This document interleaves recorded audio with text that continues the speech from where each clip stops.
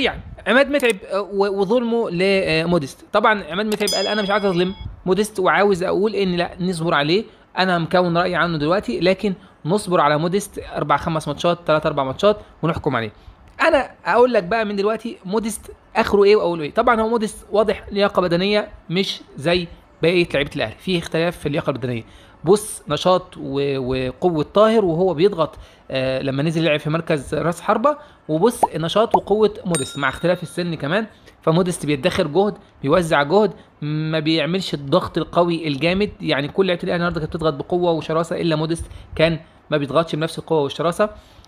موديست بساطته كويسه، يعني عمل ست تمريرات، اربعه منهم صحيح يعني صحاح، والباقي ممكن غلط في كورتين ولا حاجه. يمكن هو عنده مشكله بقى في حته ان هو مش عماد متعب بجد. بمعنى ايه ان هو مش عماد متعب؟